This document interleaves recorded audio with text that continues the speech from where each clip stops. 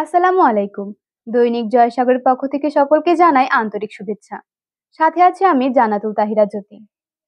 এখন সংবাদ শিরোনাম। সিরাজগঞ্জ জাতীয় ফল মেলা ২০২৫ এর শুভ উদ্বোধন করেন জেলা প্রশাসক মহোদয়। এবার বিস্তারিত। সিরাজগঞ্জ প্রতিনিধি শাহ আলমের প্রতিবেদনে। আসুন সবাই ফলের গাছ লাগাই, দেশি ফল বেশি খাই। এই প্রতিপাদ্যকে সামনে রেখে সারা দেশের ন্যায় সিরাজগঞ্জে শুরু হয়েছে ৩ দিন ব্যাপী জাতীয় ফল মেলা। বৃহস্পতিবার সকাল ১১টায় সিরাজগঞ্জ বাজার স্টেশনের মুক্তির সোপানে কৃষি সম্প্রচার অধিদপ্তর আয়োজিত ফল মেলাটির উদ্বোধন করেন সিরাজগঞ্জ জেলার সুযোগ্য জেলা প্রশাসক মোহাম্মদ নজরুল ইসলাম মহোদয়।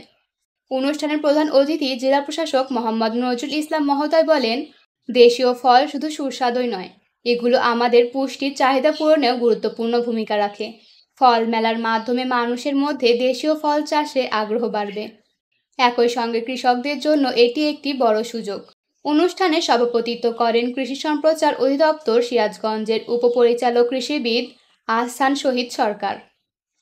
এ সময় উপস্থিত ছিলেন অতিরিক্ত জেলা প্রশাসক গণপতি রায়, জেলা কৃষি সম্প্রচার অধিদপ্তরের উপপরিচালক কৃষিবিদ আহসান শহীদ সরকার, সদর উপজেলা কৃষি কর্মকর্তা কৃষিবিদ মোহাম্মদ আনোয়ার সাদাত সহ অন্যান্য কর্মকর্তারা উপস্থিত ছিলেন।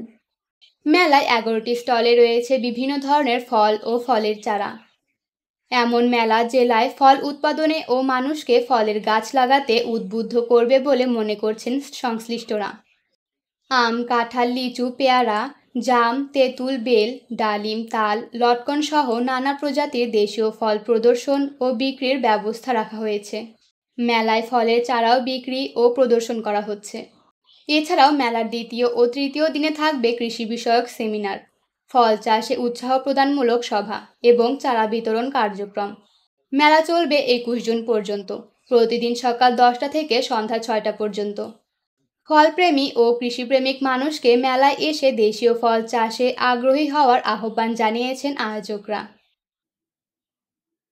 সবাই সুস্থ থাকবেন, ভালো থাকবেন, দৈনিক জয়সাগরের সাথে থাকবেন। আল্লাহ হাফেজ।